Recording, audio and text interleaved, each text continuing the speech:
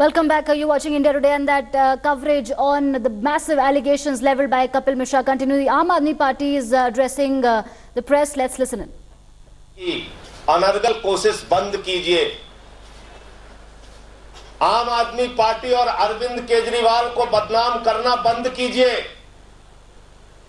पिछले लगभग 2.5 वर्षों से देश में आपकी सत्ता है और आप ये सवाल उठा रहे हैं 2 करोड़ के चंदे का।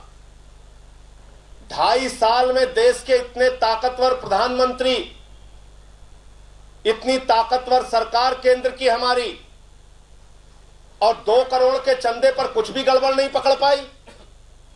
इसका मतलब आम आदमी पार्टी का जो चंदा था, जो हम बार बार कहते आ रहे हैं, चंदा लेने की सारी शर्तें और नियम हम लोगों ने पूरी किया था।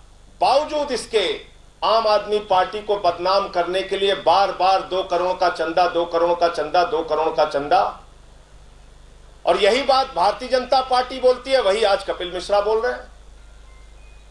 अभी पिछले दिनों आपको याद होगा, भाजपा का प्रतिनिधिमंडल दिल्ली प्रदेश का भोजपुरी के गायक और बीजेपी के नेता मनोज तिवारी के नेतृत्व में इलेक्शन कमीशन से मिला था और इलेक्शन कमीशन में जाकर शिकायत की थी कि आम आदमी पार्टी का चंदा गलत तरीके से लिया जा रहा है, इसकी मान्यता रद्द की जाए।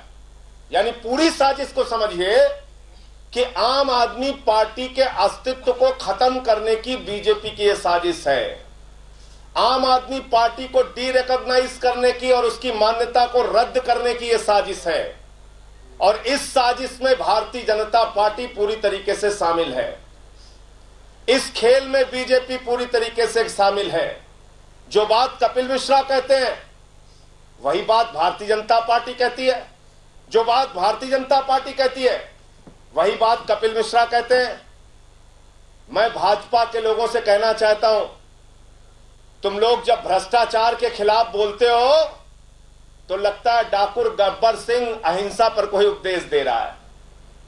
तुम वही पार्टी हो जिसके राष्ट्रीय अध्यक्ष को कैमरे पर रक्षा सौदे में दलाली खाते हुए देखा गया था। तुम वही पार्टी हो जिसके एक मंत्री ने कहा था, दिलीप सिंह जूदेव ने, पैसा खुदा तो नहीं लेकिन खुदा से कम नहीं। तुम वही पार्टी हो जो येदियुरप्पा को भ्रष्टाचार के मामले में निकालते हो और फिर उसको अपनी पार्टी में शामिल कर लेते हो। भ्रष्टाचार के मामले में व्यापम का इतना बड़ा घोटाला बीजेपी करती है जिसमें 54 लोगों की मौत हो चुकी है, लेकिन बीजेपी खामोश रहती है। आईपीएल का हजारों करोड़ का भ्रष्टाचार का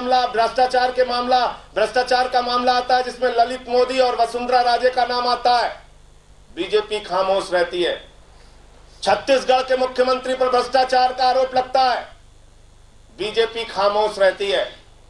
और बार बार यह कहा जाता है कि भारतीय जनता पार्टी की केंद्र सरकार हमेशा भ्रष्टाचार के खिलाफ खड़ी है। और यह भी कहा जा रहा है कि आपके अंदर से आवाज उठ रही है। मैं पूछना चाहता हूं, कीर्ति आजाद कौन है? कीर्ति आजाद बीजेपी के सांसद हैं। उन्होंने सवाल उठाया 400 करोड़ रुपए के डीडीसीए के भ्रष्टाचार का, जिसमें वित्त मंत्री अरुण जेटली का नाम आया। कोई बाहर का व्यक्ति पहले सवाल नहीं उठाया, पहले बीजेपी के सांसद कीर्ति आजाद ने सवाल उठाया। और 400 करोड़ रुपए के भ्रष्टाचार का गंभीर आरोप लगने के बावजूद आज केंद्र में वित्त मंत्री के तौर पर अरुण जेटली जी उस पद को सुशोभित कर रहे हैं। उनके ऊपर आज तक कोई कार्रवाई नहीं हुई। कहा जाता है जब से केंद्र की सरकार आई है तब से रामराज आ गया है, देश में भ्रष्टाचार और महंगाई कम हो गई है। दाल के घोटाले का इतना बड़ा मामला आया, 39 रुपए से मोजाम्बिक से दाल आई, 200 रुपए किलो हिंदुस्तान में बिक रही है। मोदी जी के बहुत ही करीबी अडानी के मंत्री अवाली नहीं उठता तो भ्रष्टाचार पकड़ में कैसे आएगा? नोटबंदी के सवाल पर 14.5 लाख करोड़ रुपए के 500 और 1000 की करेंसी मार्केट में थी और कहा गया कि 17 लाख करोड़ रुपए जमा हो गए। ये 2.5 लाख करोड़ रुपए किसके थे? क्या बीजेपी वालों के थे? क्या कांग्रेस वालों के थे? क्या आतंकवादियों के थे? क्या नक्सलवादियों के थे? और आरबीआई अपना अपना डेटा नहीं रिलीज कर रहा है, आरबीआई अपने आंकड़े नहीं रिलीज कर रहा है कि 14.5 लाख करोड़ रुपए की जगह 17 लाख करोड़ कैसे आ गया। यानी ये इतना बड़ा भ्रष्टाचार हुआ, लेकिन सरकार खामोश रहती है, मीडिया खामोश रहती है, तो सवाल उठेगा कैसे। जो आप अपनी ईमानदारी का ढिंढोरा खुद से पीटते रहते हैं, इससे कोई फर्क पड़ने वाला नहीं। आपकी सच्चाई पूरा देश देख रहा है, और आपकी सच्चाई यह है कि भारतीय जनता पार्टी और केंद्र की सरकार का एकमात्र मकसद है अरविंद केजरीवाल को बदनाम करो, आम आदमी पार्टी को बदनाम करो। 4 इनकम टैक्स के नोटिस भेजे जाते हैं और उन पार्टियों के द्वारा सवाल उठाए जा रहे हैं। बीजेपी और कांग्रेस के बारे में हाई कोर्ट का निर्णय है, कोई संजय सिंह नहीं कह रहे हैं। हाई कोर्ट का डिसीजन है कि बीजेपी और कांग्रेस ने विदेशी कंपनी से चंदा लिया, और उसके आधार पर हाई कोर्ट ने होम मिनिस्ट्री और इलेक्शन कमीशन को लिखा कि आप इनके खिलाफ कार्रवाई कीजिए। लेकिन बीजेपी और कांग्रेस ने क्या खेल किया, रेट्रोस्पेक्टिव तरीके से कानून बदलकर विदेशी कंपनी की परिभाषा ही बदल दी और अपनी पार्टी को बचा लिया। पिछले 10 वर्षों से, और ये मैं पूरे अधिकार के साथ कह रहा हूं, पिछले 10 वर्षों से बीजेपी और कांग्रेस ने अपने हजारों करोड़ के चंदे का 70 से लेकर 80% तक डिक्लेरेशन ही नहीं किया। ये कहा कि ये 70 से 80% चंदा उनको अननोन सोर्सेस से मिलता है। कहां से मिलता है? अज्ञात सोर्स क्या है? हवाला है, कंपनी है, विदेशी कंपनी है, कौन से संगठन है, कौन से नेता हैं, कौन से उद्योगपति हैं, कौन सी कंपनी है जो आपको चंदा दे रही है, आप बताने के लिए तैयार नहीं है। और आज जो प्रेस कॉन्फ्रेंस हुई कपिल मिश्रा की, उसमें तो बीजेपी का एक नेता नील जो उनके साथ मौजूद था, वही अरुण जेटली जी के भी साथ काम करता है, वही बीजेपी में भी काम करता है, वही कपिल मिश्रा के साथ आकर प्रेस कॉन्फ्रेंस कर रहा है। और 35-35 करोड़ के चेक दिखा दिए गए। वो चेक भी आप लोग नहीं पूछते कि कहां से चेक आया, कैसा चेक आया। ओरिजिनल चेक दिखाए गए। इतना बड़ा फ्रॉड टीवी के सामने हो रहा है, इतना बड़ा फ्रॉड मीडिया के सामने हो रहा है। 35-35 करोड़ के फर्जी चेक आपको दिखा दिए जा रहे हैं। अरे भाई, ऐसे तो कोई भी चेक बना के, मैं ही बना के लेके आया, 70 करोड़ रुपए का भारतीय जनता पार्टी के नाम पे चेक है, बना लिया मैंने। अरे किसका चेक है, किसने दिया है, कोई मतलब नहीं। कॉमेडी सर्कस चल रहा है। 35-35 करोड़ के 2 चेक दिखा दिए गए। तो भाजपाइयों को मैं कहना चाहता हूं, अपने संघी फार्मूले को बंद करो, झूठ बोलने के फार्मूले को बंद करो, और कपिल मिश्रा के पीछे से वार करना बंद करो। अगर आपको आम आदमी पार्टी से लड़ना है तो बीजेपी वालों सामने आकर लड़ो, पीछे से वार मत करो, पीछे से साजिश मत करो। आम आदमी पार्टी से लड़ो तो सामने सामने आकर लड़ो। तुमने अरविंद केजरीवाल को बहुत बदनाम कर लिया, उस शख्स को जिसकी ईमानदारी पर दुश्मन भी सवाल नहीं उठा सकता। राजनीतिक कारणों से चाहे जितना आप बदनाम करने की कोशिश कीजिए, लेकिन अरविंद केजरीवाल वो शख्स हैं जिसने अपने इनकम टैक्स कमिश्नर की नौकरी को इस देश के लिए लात मार के समाज के लिए काम करने का संकल्प लिया। अरविंद केजरीवाल वो शख्स हैं जिन्होंने मुख्यमंत्री की कुर्सी को लात मार के अपने सिद्धांतों और संकल्पों पर चलने का काम किया।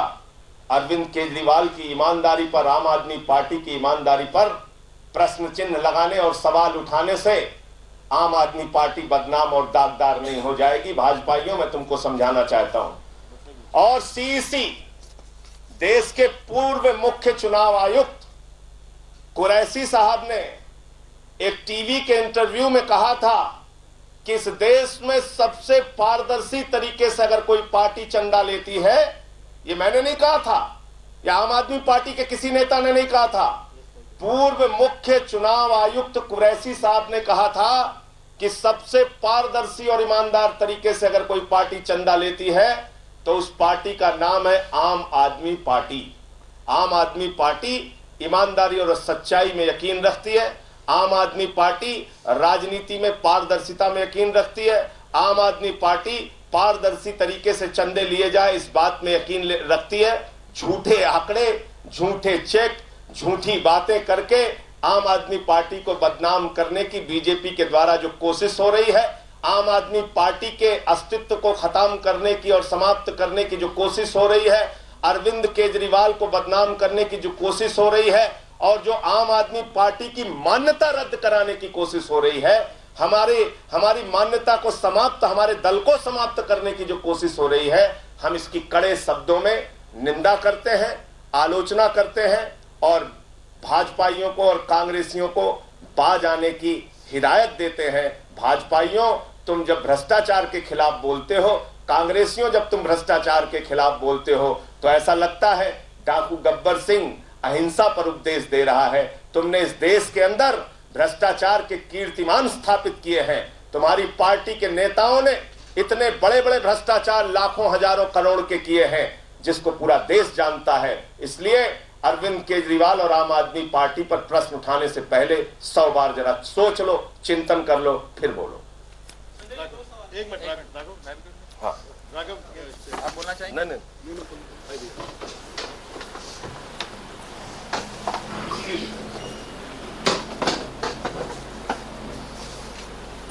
साथियों, जो आज हमने प्रेस कॉन्फ्रेंस में देखा उसमें कुछ बड़े बड़े शब्दों का प्रयोग करा गया।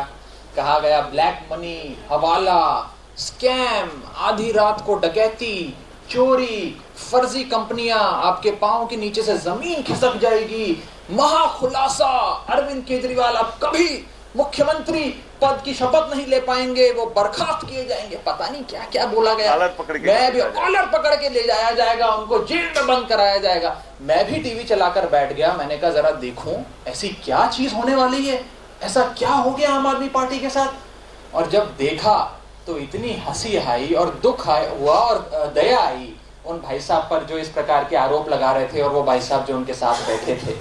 मतलब ऐसी बेबुनियाद चीज है। पहले तो मैं आपको ये स्पष्ट कर दूं कि वही पुराने आरोप कि 2 करोड़ का चंदा आधी रात को आम आदमी पार्टी को मिला, वही जो प्रधानमंत्री जी ने आरोप लगाया, वही आरोप वो आज फिर प्रेस कॉन्फ्रेंस में लगा रहे हैं।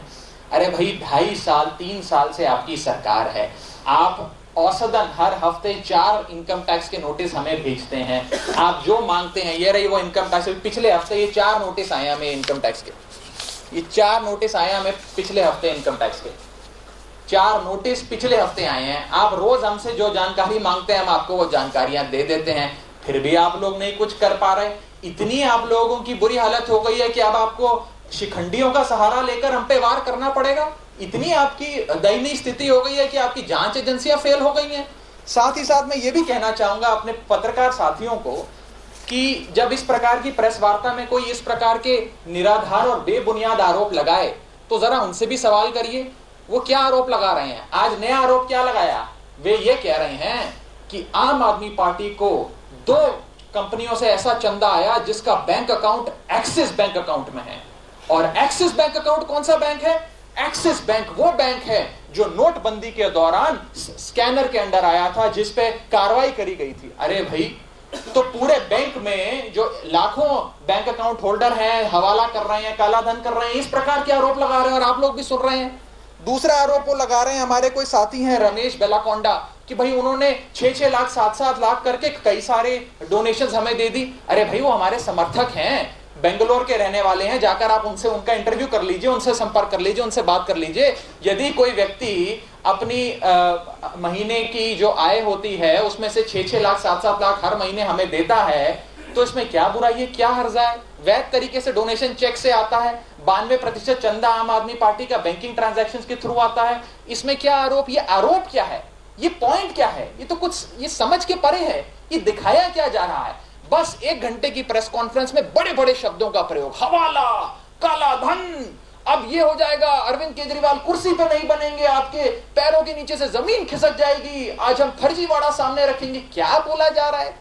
आप लोग भी थोड़ा सवाल करिए कि भाई साहब आप बोल क्या रहे हैं, आपकी मानसिक स्थिति को क्या हो गया है? वो कह रहे हैं विदेशी दौरों पे राघव चड्ढा गया, पार्टी का ट्रेजरर। अरे भाई, जब पार्टी नई भी बनी थी तब भी मैं विदेशी दौरों पर जाता था, उसके बाद भी जाता हूं, अपने पैसे से जाता हूं, अपने परिवार वालों के पैसे से जाता हूं।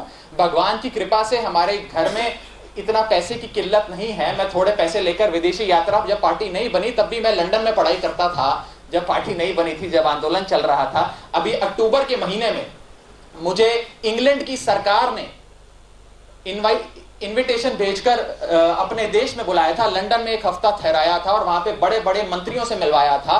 देश के 10 युवा नेताओं को ले गए थे। इस प्रकार की बड़ी सारी ट्रिप्स होती हैं जो बड़े बड़े देश बुलाते हैं, बड़े बड़े ऑर्गेनाइजर कॉन्फ्रेंस के लिए बुलाते हैं। वो कह रहे हैं उसमें पता नहीं काला धन हो रहा है, हवाला हो रहा है, क्या हो रहा है, और आप लोग भी दिखाए जा रहे हैं, आप लोगों की भी बेचारों की मजबूरी है। अरे भाई सवाल तो करिए। वो कह रहे हैं कि भाई एक्सिस बैंक से आपको चेक आया, एक्सिस बैंक वो बैंक है जो नोटबंदी के दौरान जिसपे प्रश्न चिन्ह खड़ा करा गया। अरे भाई तो क्या हो गया, क्या गुनाह कर लिया? आईबी आपके पास, इन्फोर्समेंट डायरेक्टरेट आपके पास, इनकम टैक्स आपके पास, सीबीआई आपके पास, कोई ऐसी जांच एजेंसी नहीं है जो आपके पास नहीं है। हमारे पास एंटी करप्शन ब्रांच थी, वो भी आपने छीन ली, फिर भी आप कुछ नहीं कर पा रहे हो, फिर भी आपको कपिल मिश्रा जैसे लोगों का सहारा चाहिए। ये तो साफ तौर पर आज नजर आ रहा है कि मतलब कपिल मिश्रा और उनके साथ जो साथी बैठे हैं उनके पास एक भी आरोप लगाने के लिए नहीं है। वही पुराने गले बुने आरोप जिनका अब मीडिया में भी रिपोर्ट करना उन लोगों ने छोड़ दिया है, वही चीजें दिखाई जा रही हैं। जहां तक इनकम टैक्स की कार्रवाई चल रही है, हमें रोजाना नोटिस आते हैं, हम नोटिस की कंप्लायंस करते रहते हैं, देखते हैं ये जर्नी कब तक चलती है। बस मेरा आप लोगों को इतना कहना है कि आप लोग भी थोड़ा, जितने सवाल हमसे करते हैं उसका आधे सवाल केवल जो भाई साहब प्रेस कॉन्फ्रेंस आज रोज दिन में 2-3 बारी करते हैं उनसे भी करिए, उनसे पूछिए कि ये क्या आरोप लगा रहे हैं। मतलब आपके चैनल की भी गुडविल स्टेक पर है, आप लोग अगर इस प्रकार के आरोप दिखाते हैं, मुझे तो हंसी आती है। आपका सवाल।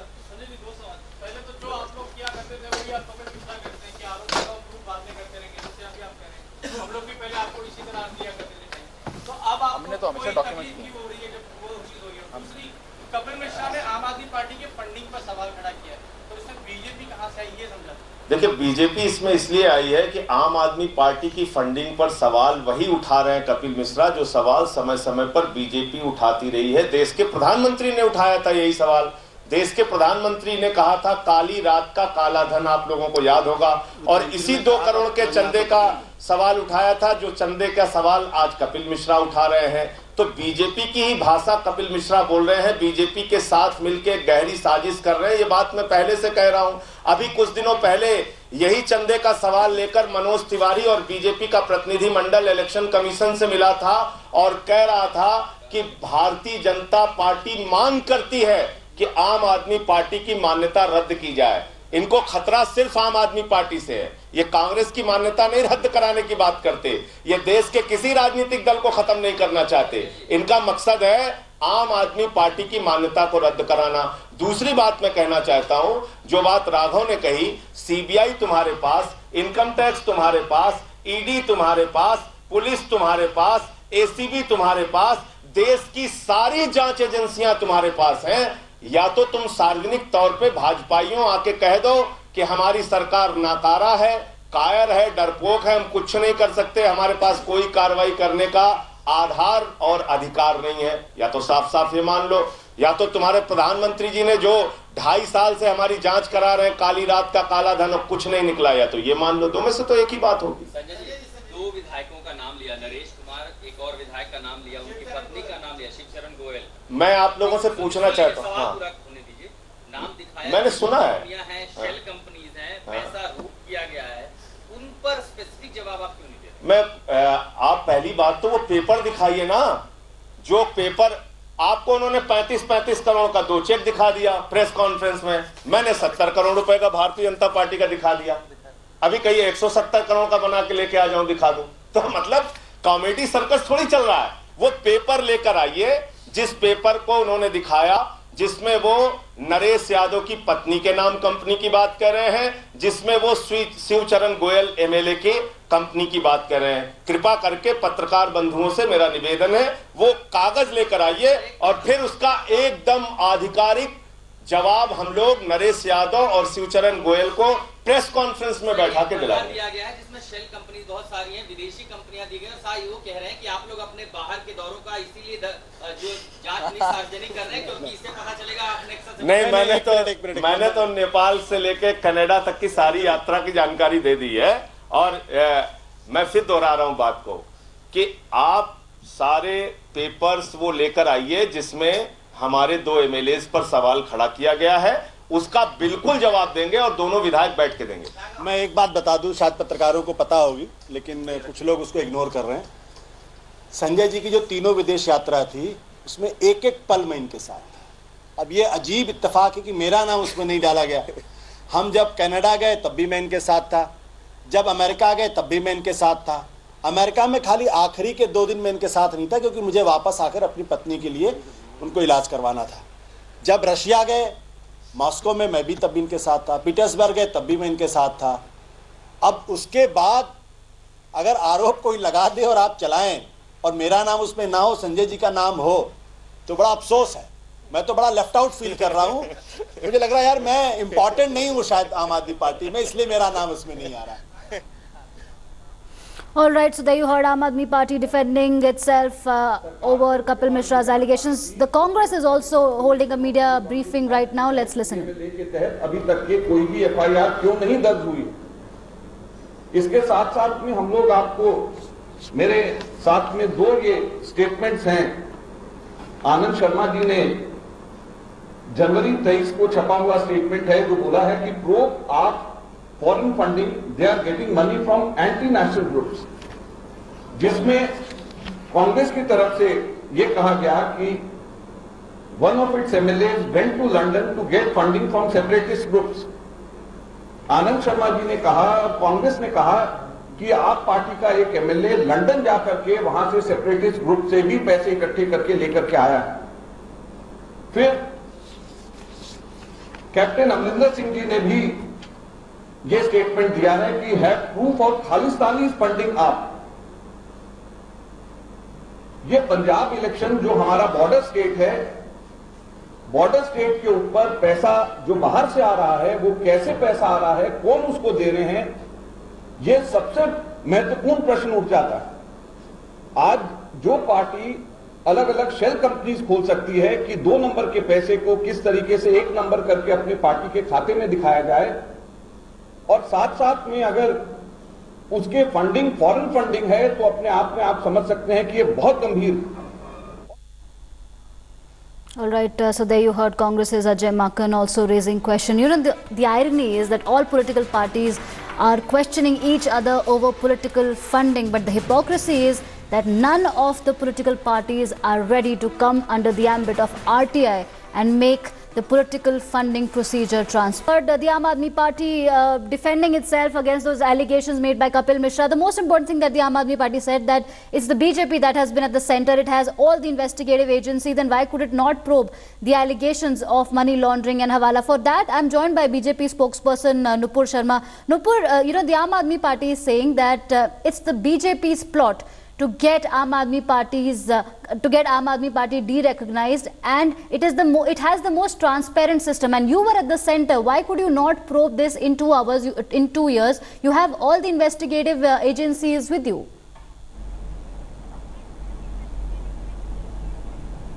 You know, it is interesting that I saw throughout the entire press conference, Mr. Sanjay Singh chose not to answer the very damning allegations. That includes the 2 crore money exchanging hands, that includes the PWD scam which was exposed through an RTI by our own channel, that also actually includes the exposure done by Mr. Kapil Mishra, their own fellow wingman, their own minister till last week, Mr. Kapil Mishra, but instead chose to launch a tirade against BJP. These diversionary tactics are known to all. Now, interestingly, Mr. James Bond himself, Mr. Sanjay Singh, did not find out for 4 years that Mr. Kapil Mishra, that they chose to give ministries to, is a BJP agent. I find this very interesting, that you are not answering the very damning allegations of your own wingman, but you are using this opportunity to launch a tirade against BJP. Right. These questions, Mr. Sanjay Singh and all Aam Aadmi Party leaders watching this, are posed by your own people. I hope you understand that. Now, when we come to DDCA, why did Ms. Poonam Azad leave the Aam Aadmi Party in only a couple of months? No, allow me to answer. Now, also for the investigation, does Mr. Sanjay Singh think that the public at large is foolish? You are under investigation almost on a daily basis, not only of the Election Commission, also of the IT. When you are accepting on your press conference that we are being sent questions and we are being called for making statements and witness statements by the EC and the IT, is that not investigation? What is? So I'm sorry, just by saying that you've not been arrested and that's why no investigation is going on does not mean that the investigation is not underway. So don't think that the people of India watching you on your dramatic press conference are foolish. And thirdly, I'm sorry, you seem to know who is involved with BJP, who is not. Yet you choose not to answer the very serious allegations of corruption and hawala conversion of black to white money on this press conference. That goes on to show how exposed you are, how shattered and rattled you are. You are neck deep into corruption. You choose not to answer any question. And the fact that your silence on this issue is deafening. Okay. Nupur, I'm afraid we've completely run out of time, but please stay. Former minister in the Aam Aadmi Party government has dealt a deadly blow to Arvind Kejriwal. The former AAP leader has levelled multiple allegations in a press conference which he claims has documentary proof of. Mishra made a presentation with a number of facts he claimed were backed by documents. He said that Arvind Kejriwal and AAP committed fraud to the tune of crores of rupees using shell companies, hawala transactions, fictional people and undated checks. Arvind Kejriwal ji ने पर्दे के पीछे बहुत सारे काम किए, हवाला, नकली कंपनियों को बनाना, पार्टी की फंडिंग को और चंदे को छुपाना, देश की जनता के पैसे के साथ धोखा देना और उसके साथ साथ इनकम टैक्स इलेक्शन कमीशन तक को जानकारियां छुपाना। इसमें कैश, इसमें नकली कंपनियों का एक पूरा का पूरा नेटवर्क, इसमें फर्जी लोगों के द्वारा पार्टी को फंडिंग करवाना, इसमें ब्लैक मनी को वाइट करने की कोशिश करना और इसके साथ साथ इसमें यह बात कि इन सब में सीधे तौर पे अरविंद केजरीवाल जी और उनके निजी लोग शामिल हैं। 3 साल तक लगातार ब्लैक मनी को वाइट करके आम आदमी पार्टी के खाते में दिखाया गया और उसकी जानकारी income tax, election commission, website और जनता और कार्यकर्ता तीनों से छुपाई गई। पैसे की कोई कमी नहीं थी और इन्हीं पैसों से विदेश यात्राएं हो रही थी, लेकिन जनता को यह कहा जा रहा था कि पैसा नहीं है, 10-10 रुपए का चंदा दे दो। एक चीज इसमें देखने की है, ज्यादातर बैंक अकाउंट एक्सिस बैंक में है और इनमें से कुछ बैंक अकाउंट एक्सिस बैंक की उसी शाखा में है जिसको डीमोनेटाइजेशन के समय ब्लैक मनी को व्हाइट मनी करते हुए छापा मारा गया था, कृष्णा नगर की शाखा। वहां पर इन कई कंपनियों के बैंक खाते हैं। डीमोनेटाइजेशन के समय अरविंद केजरीवाल जी के गुस्से का सच आज जनता के सामने आ रहा है। ये ब्लैक मनी को व्हाइट मनी करने का खेल एक्सिस बैंक की कुछ शाखाओं के द्वारा उस वक्त किया जा रहा था। All right, I'm joined by Union Minister Harshvardhan for more on this. Sir, what is your reaction to this expose which Kapil Mishra claims he has damning proof against Arvind Kejriwal of? I think this is not something new. In fact, Arvind Kejriwal and his team and their misdeeds have already been exposed to the people of India. This is just an example of how he has been doing all this. I am only worried that you see, in this anti-corruption movement which was launched by Anna Hazare and in which he participated with all his friends, and so many of Indians, they all supported that movement. This is a big setback for such movements because no one in this country is going to believe anyone who launches a crusade against corruption, because he has, I think, lost and he has deceived the people of India, not only by these misdeeds and by these corrupt acts, but also he has, I think, given a big blow to the faith that was created by the people of India in such a noble movement. So that is the biggest loss to the whole country. Okay. Sir, the Aam Aadmi Party is saying that it's a plot, it's a conspiracy by the BJP to get the Aam Aadmi Party de-recognized. What do you have to say about that?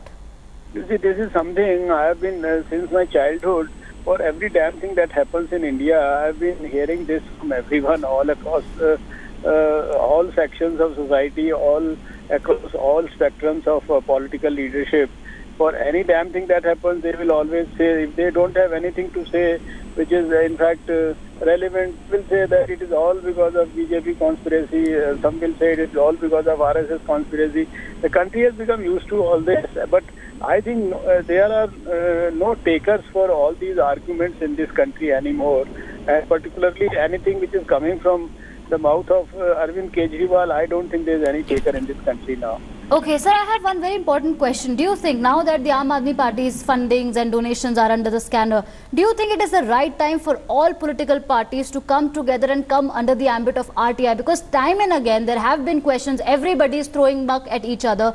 Initially it was the Aam Aadmi Party. In today's presser also they said that why has the BJP not declared its funding? Why has the Congress not done so for the last 60 years? So why not finally, because this is one time when all political parties are united, that they do not want to come under the ambit of the RTI. Why not start from here on, sir?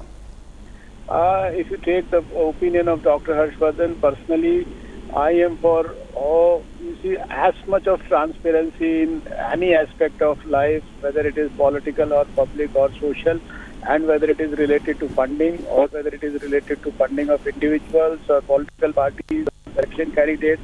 I believe not only in 100% transparency, but I believe in 500% transparency. And for that matter, everything should be under the right to information. That's what is my personal opinion. For official things, etc., you have to talk to the spokespeople of the political parties. But I have not even an iota of objection to this proposition. All right. Thank you so much, sir, for speaking to India Today. That was a big, headline that Dr. Harshvardhan, Union Minister, gave to India Today. He's saying that personally he thinks that all political parties should come under the ambit of RTI to ensure transparency in the donation and funding process, because it's very important, because right from the Aam Aadmi Party to the BJP to in fact the Congress even now raising questions at each other over political fundings. But ironically, none of the parties have declared their source of income. None of the political parties have disclosed where they get money from. All right, I'm also joined by BJP spokesperson Nupur Sharma. Nupur, so what happens from now on? Now we have both the sides speaking. Kapil Mishra leveled serious allegations. He says he has documentary proofs. The Aam Aadmi Party says no, his documents, the checks that he's showing, they can be produced by anyone. So they are saying, they are trashing all his allegations. So what is BJP's demand from here on? Because remember, it was the Aam Aadmi Party which raised similar demands when Kirti Azad leveled corruption charges against Arun Jaitley in the DDA scam.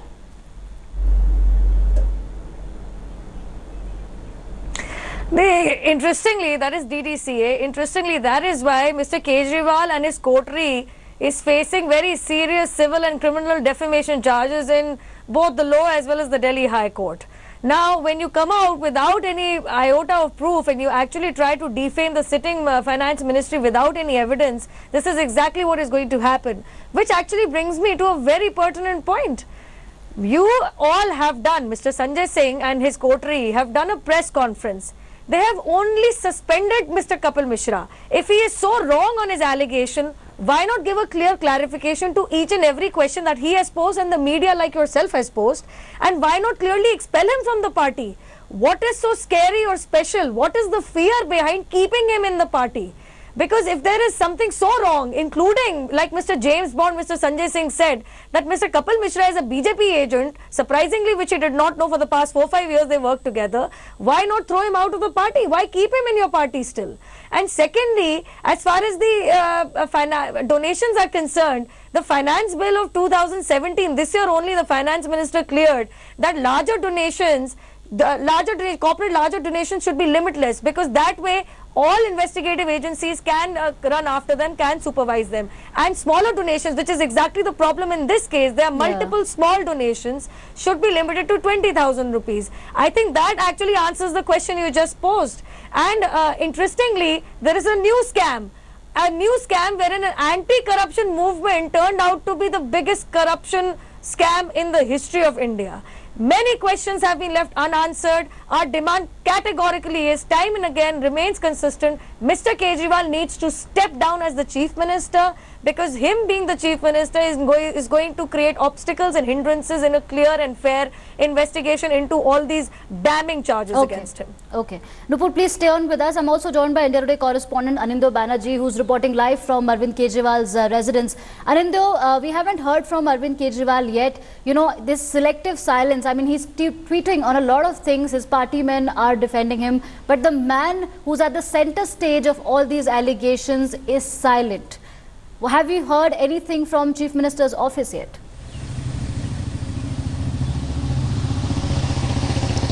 Well, barely 3 minutes before we are yet to play that video because it was just recorded it and sent it.